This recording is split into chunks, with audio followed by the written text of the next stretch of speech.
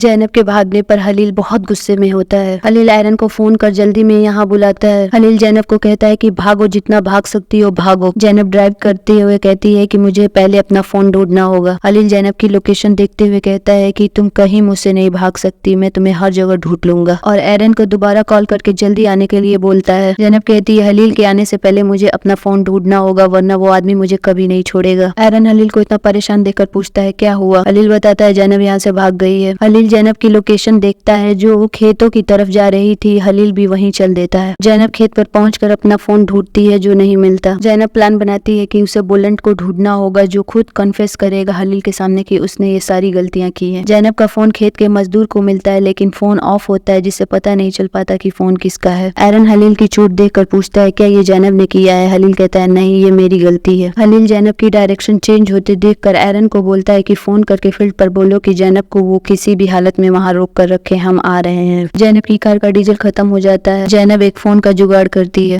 एरन हलील को बताता है कि फील्ड पर एक फोन मिला है। हलील सोचता है जैनब ने कहा था कि उसका फोन गुम हो गया है। हलील कहता है कि हमें पहले फील्ड पर जाकर वो फोन चेक करना चाहिए क्योंकि मैसेज उसी में है। वर्कर हलील को वो फोन दे देता है जिसे वो चार्ज में लगा देता है और जैनब की लोकेशन की तरफ बढ़ने लगता है। हलील देखता है कि जैनब की लोकेशन एक ही जगह रुकी हुई है। जैनब का फोन ऑन हो जाता है और दोनों उसके मैसेज को पढ़ने लगते हैं और दोनों को समझ आ जाता है कि जैनब ने जो किया वो बुलंद को रोकने के लिए किया, उसने कोई गलती नहीं की है। हलील कहता है कि जैनब अब बुलंद के पास जाएगी। एरन हलील को बताता है कि सलमा ने उसे बताया है कि बुलंद साइको है और वो जैनब के साथ कुछ भी कर सकता है, जिसे सुनकर हलील कार की स्पीड बढ़ा देता है। हलील अपनी रुकी हुई गाड़ी के पास पहुंचता है और जैनब को वहां ना देखकर एक दुकान वाले से जैनब के बारे में पूछता है। वहां पता चलता है कि जैनब उनका फोन लेकर गई है। हलील उनका नंबर एक पेपर पर लिख कर ले लेता है। हलील जैनब को कॉल करता है लेकिन जैनब काट देती है। जैनब बुलंद के घर पहुंचकर रिकॉर्डिंग ऑन कर लेती है और बुलंद से बात करती है कि तुम्हारी गलती की वजह से मैं फंस गई हूँ। बुलंद कहता है अगर तुमने वो लाइटर मेरे हाथ से नहीं लिया होता तो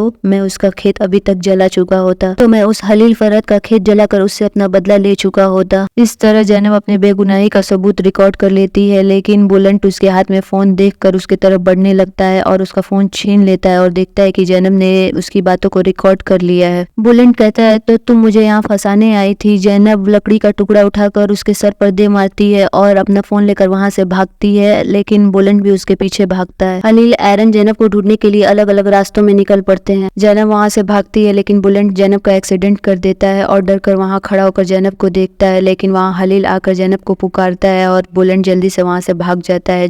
हलील जल्दी से जैनब के पास आकर उसे देखने लगता है।